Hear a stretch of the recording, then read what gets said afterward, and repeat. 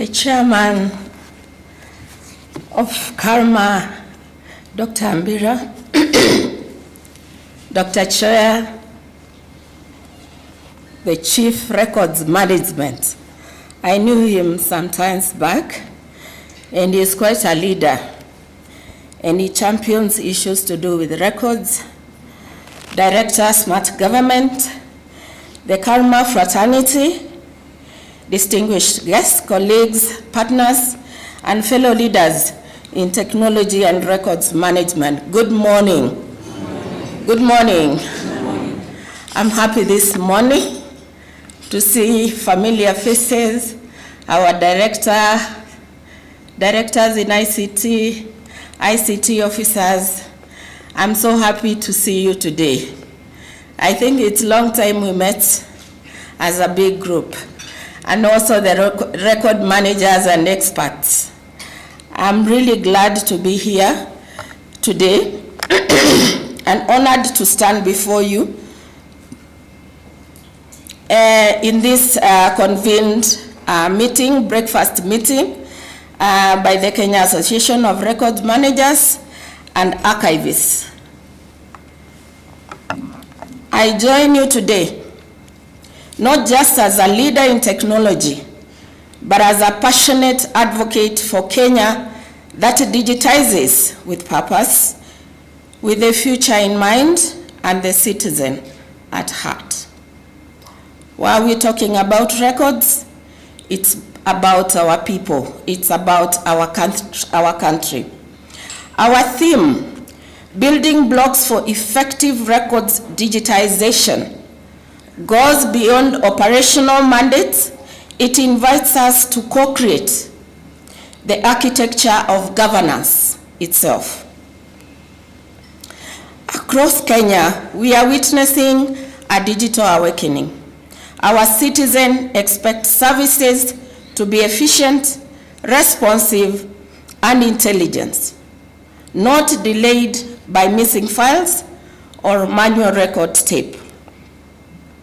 When we digitize records, we are not simply moving from paper to screen, we are securing nation memory, accelerating service delivery, enhancing continuity, reducing corruption, empowering citizens to access their rights in real time, and restoring the public confidence of our systems. At the core of these discussions is a simple, profound idea that in today's world, a government is only as effective as the integrity, accessibility, and intelligence of its information systems.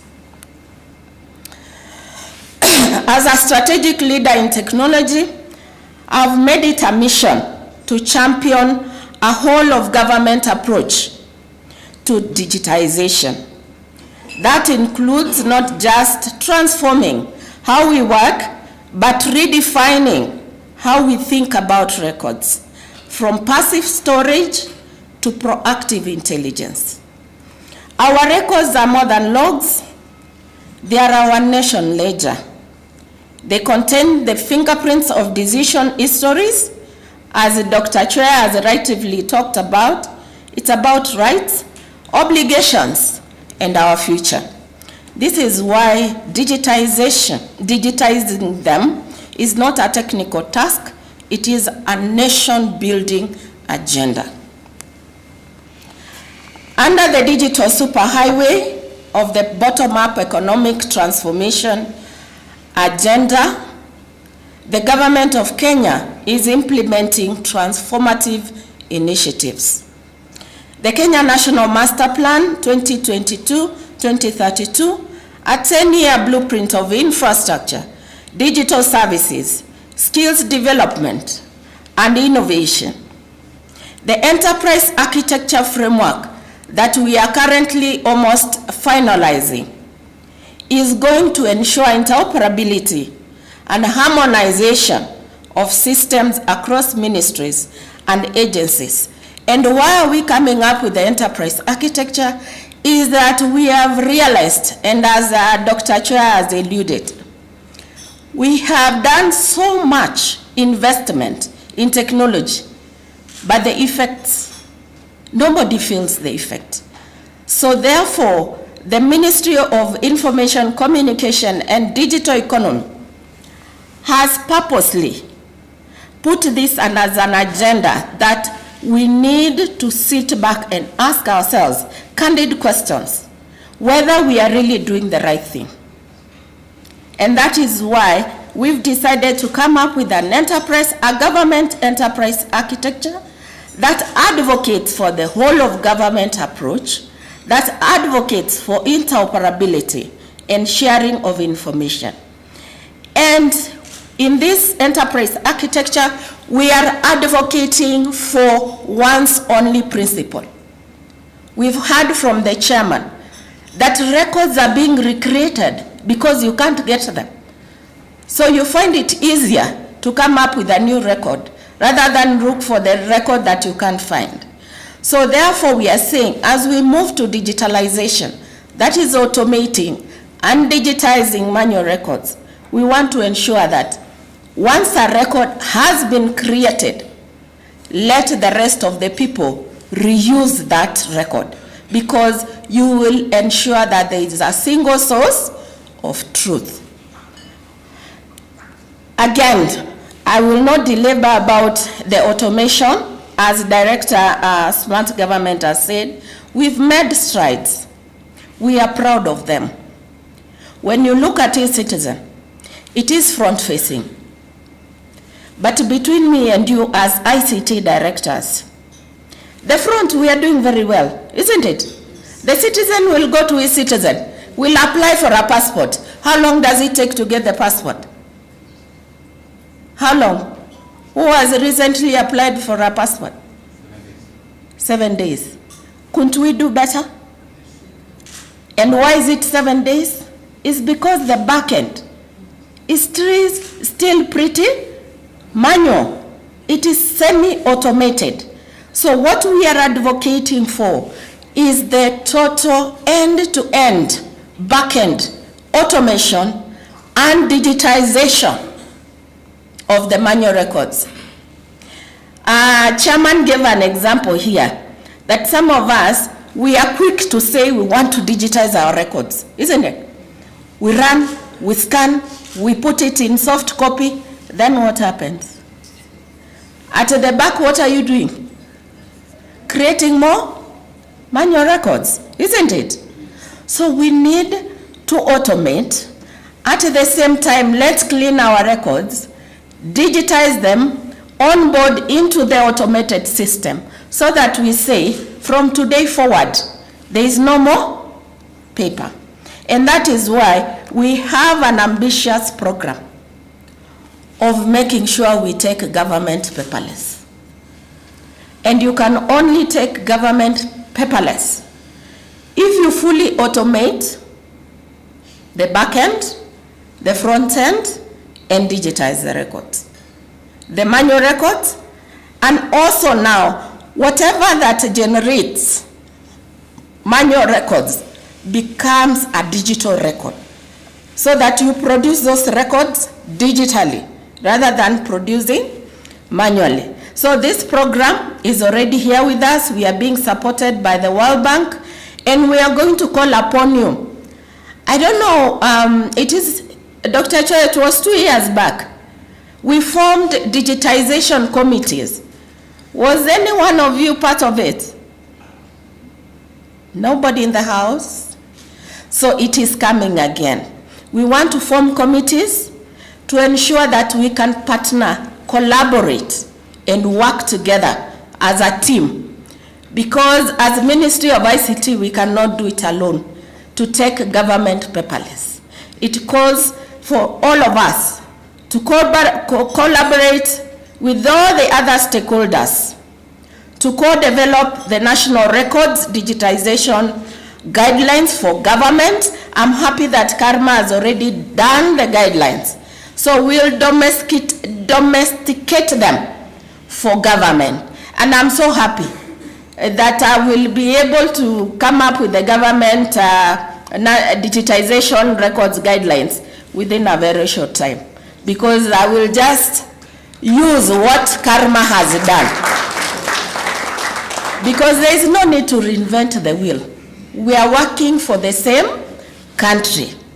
So therefore, we'll take what KARMA has done, domesticate it, and move forward so that we can move our country and our government forward.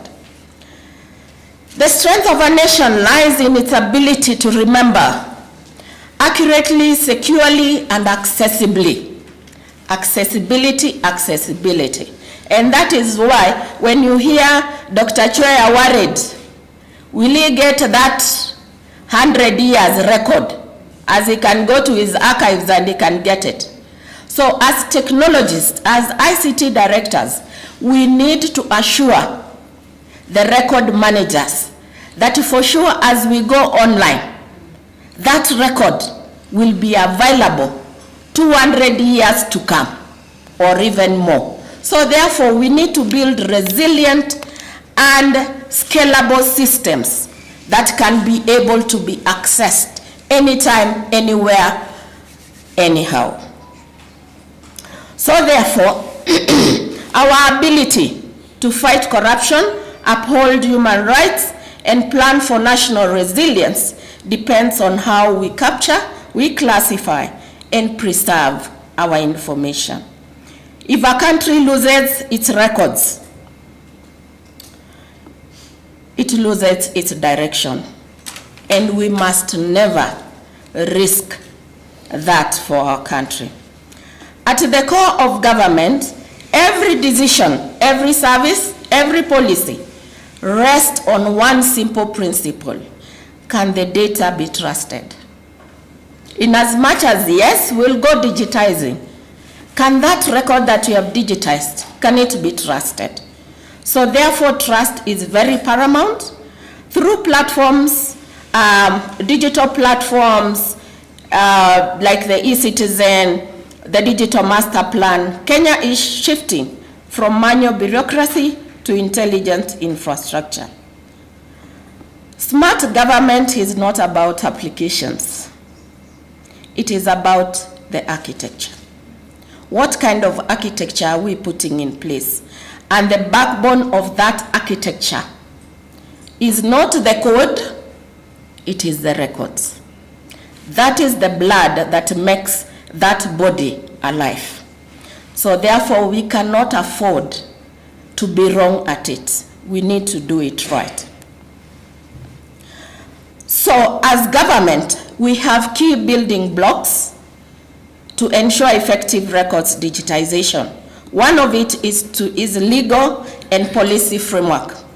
A strong digitization ecosystem begins with legal clarity. Without modern legislation, digitized records are vulnerable, ungoverned, and unaccountable. So therefore, as government, we are championing the review and alignment of records laws with the Data Protection Act and the Digital Masterplan.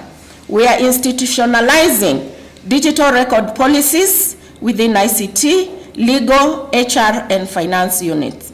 We want to push for cabinet-level endorsement of the National Records Digitization Guidelines.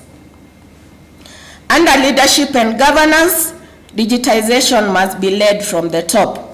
Where leadership is weak, project stall. Where leadership is strong, then systems will scale.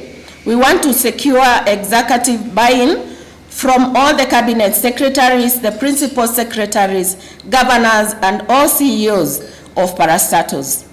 We want to position ICT directors as co-members of the executive management teams. And this has already been done. We've done guidelines, and we've guided institutions that ICT directors should not just be brought to the table. They should build the table together with the leaders in that organization. So therefore, ICT directors are the co-creators. They are not the spanner boys and the spanner girls. When I was employed, and I can see my colleague there, who we are almost age mates, we were being called spanner girls and spanner boys. If a computer is not working, that is my role to go and make it work.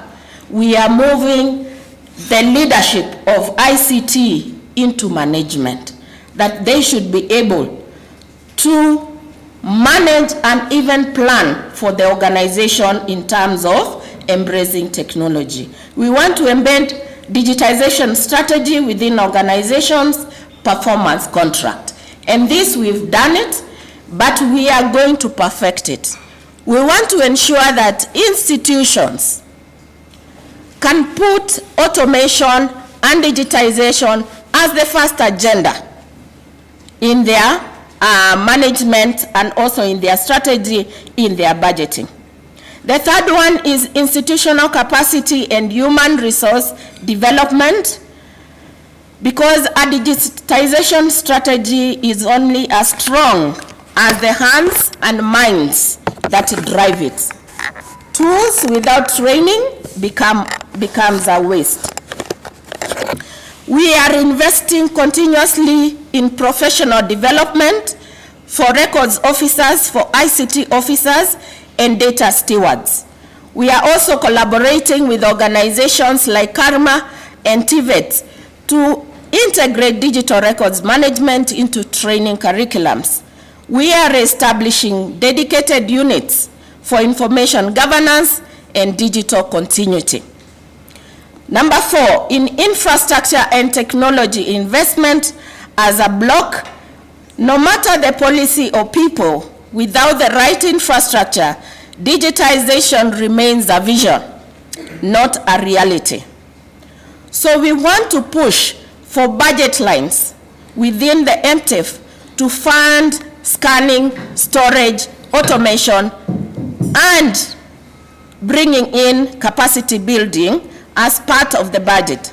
We want to advocate for shared services model, where we look at common items that are being used across government and avoid each institution going at it alone. And that's why we are implementing the government unified electronic document records management system, so that nobody else will go and buy an EDRMS today. And the EDRMS we are buying is not about scanning. This is about automation. So we are going to automate the back office using the EDRMS. Then the automation of the back-end processes will integrate to this EDRMS, so that we have a single system that is managing records. So that if, for example, passports need my ID records, they don't have to recreate it. They don't have to tell me to carry my ID, scan an ID. They'll get it within the system, and they will do their verification and validation. Then the fifth pillar is about standards and metadata schemas. Data without structure is just noise. Metadata is what transforms a digital file into an intelligent asset. If we ask ourselves today, each one of us has data, but the way it is sitting is totally different. You'll find that in lands, my name sits as Mary Nyangara Kerema. You go to passport, it sits as Kerema Mary. Those are two different names, isn't it? In the metadata, those are different fields. So therefore, we want to standardize the naming conventions, classifications, retention schedules. We've been told what needs to be archived and what doesn't need to be archived. We need to set those standards and guidelines, and also set access controls across ministries and organizations. We want to align with ISO standards and the government enterprise architecture to guide digital investment, interoperability, scalability, and security. And already KARMA has set for us what are the ISO standards we need to align to, What are the guidelines we need to align to? We want to ensure we collaborate with archives, ICT teams, and regulatory bodies to develop metadata governance models. We need to have our records speaking to each other. The sixth one is about awareness and change management. I always tell people, we've been waking up and coming up with systems, and then we push it to people. What happens? A lot of resistance, isn't it? Most of our systems have become white elephants. And it's not because they're not good systems. It is because you did not prepare the people. You did not address the change management from incubation. And that's why, as we are saying, we are coming up with the EDRMS. We want to start with the education. We want to start with change management. We change our perception so that people don't fear. Because you go and tell a librarian or a records manager that today I'm bringing an EDRMS. What is the first fear? Their jobs. And yet, you're not taking away their jobs. You're just making them smarter, isn't it? You're making them more efficient. So we are planning to launch institution-wide sensitization on the value and purpose of records digitization, highlight success stories, and show the return on investment on digitization efforts, and to train managers to lead change, not to resist it. Lastly, monitoring, evaluation, and reporting. If it is not measured, it is not managed. So if we monitor and review, we bring visibility, credibility, and accountability to digitization. We want to define clear KPIs, percentage records digitized, percentage searchable, percentage services improved. We want to align reporting with sector performance reviews and sector development goals targets. We want to use dashboards to keep organizations, citizens, and development partners involved. And lastly, collaboration. Collaboration, collaboration.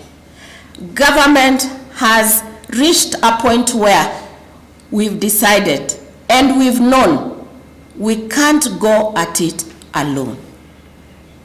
And that is why we welcome our development partners, we welcome the private sector, we welcome technologists to come and partner with government so that we work for our country, for the betterment of our country.